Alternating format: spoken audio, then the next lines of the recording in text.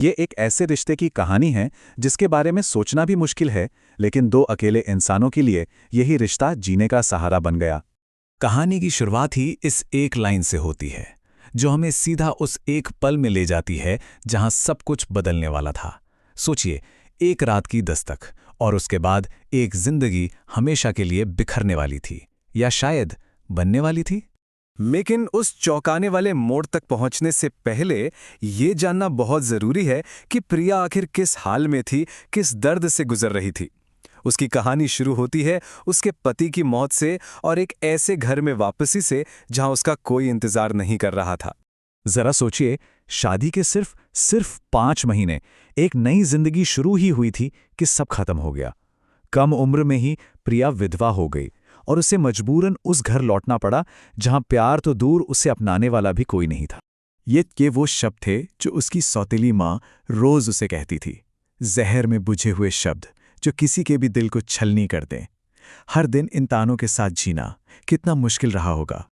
और फिर एक दिन, जब प्रिया इस निराशा में पूरी तरह डूब चुकी थी, कहानी में एक नया मोड़ आता है। उसके ससुर उसे वापस अपने साथ ले जाने के लिए आ जाते हैं। उसकी सौतेली माँ तो खुश हो गई कि चलो बोझ टला, लेकिन उसके अपने पिता का दिल घबरा रहा था किसी अनहोनी के डर से। और यहीं से कहानी एक ऐसी दिशा में मुड़ जाती है जिसके बारे में किसी ने कभी सपने में भी नहीं सोचा होगा।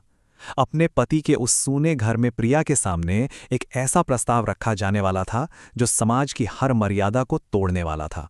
तो उस बड़े से खाली घर में अब सिर्फ 2 लोग थे, प्रिया और उसके ससुर।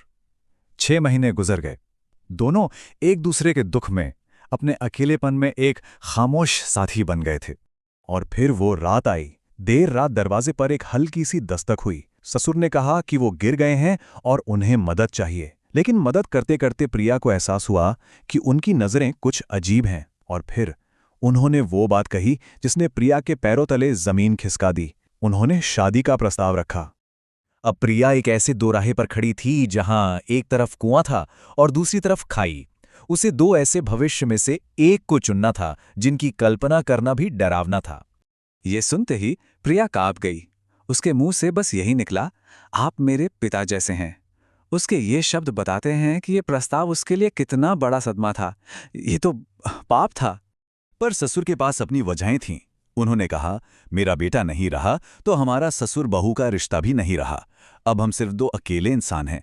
हम एक दूसरे का सहारा बन सकते हैं और शादी कर लेंगे तो कोई हमारे रिश्ते को गलत नाम भी नहीं देगा। अब प्रिया के सामने 2 तस्वीरें बिल्कुल साफ थीं।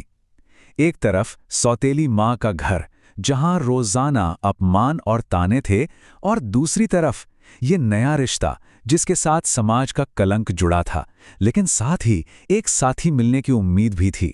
बहुत सोचने के बाद प्रिया ने एक बहुत मुश्किल फैसला लिया, लेकिन उसने एक शर्त रखी। शर्त यह थी कि इस रिश्ते की नींव प्यार और सम्मान पर होगी। एक ऐसा रिश्ता जहां उसे हमेशा एक बेटी का सम्मान मिले और वो उन्हें एक पिता का आदर दे सके। और बस इस एक फैसले ने उन्हें पूरी दुनिया के सामने लाकर खड़ा कर दिया। अब वो अकेले थे और दुनिया उनके खिलाफ। वो जानते थे कि आगे का रास्ता आसान नहीं है, फिर भी उन्होंने एक दूसरे का हाथ थामा और एक छोटे से समारोह में शादी कर ली। दुनिया के लिए ये गुनाह हो सकता था, पर उनके लिए ये एक नई जिंदगी की शुरुआत थी। और जैसा डर था वही हुआ। समाज ने उन्हें स्वीकार नहीं किया। गांव वाले बातें बनाते, रिश्तेदार मुंह फेर लेते। उन्हें हर तरफ से सिर्फ नफरत और आलोचना ही मिली। लेकिन जब पूरी दुनिया उनसे नफरत कर रही थी, उनके घर के अंदर एक बहुत ही अलग और खूबसूरत कहानी लिखी जा रही थी। ये एक नए तरह के प्यार की कहानी थी। ससुर, जो अब पति था, उसने प्रिया को खुश रखने में कोई कसर नहीं छोड़ी। उसकी पसंद का खाना, नई साड़ियाँ, उसकी हर छोटी बड़ी चीज का ख्याल रखा। यही देखभाल, यही सम्मान उनके रिश्ते का आधार बना। उनके रिश्ते को इन 3 शब्दों में बहुत खूबसूरती से बताया गया है, 2 जिस्म, 1 जान। वो अब दुनिया के खिलाफ लड़ने वाली एक अकेली ताकत बन चुके थे। आखिर में प्रिया के ये शब्द ही इस कहानी का सच बयान करते हैं। वो कहती हैं, उन्होंने मुझे फिर से जीना सिखाया, हंसना सिखाया और ये एहसास दिलाया कि अगर एक सही साथी मिल जाए तो कोई भी मुश्किल बड़ी नहीं लगती। तो ये कहानी हमें एक बड़े सवाल के साथ छोड़ जाती है। क्या साथ और सहारे की जरूरत समाज के बनाए हुए नियमों से ज्यादा बड़ी हो सकती है? प्यार और परंपरा के बीच की वो लकीर आखिर कहाँ खींचनी चाहिए?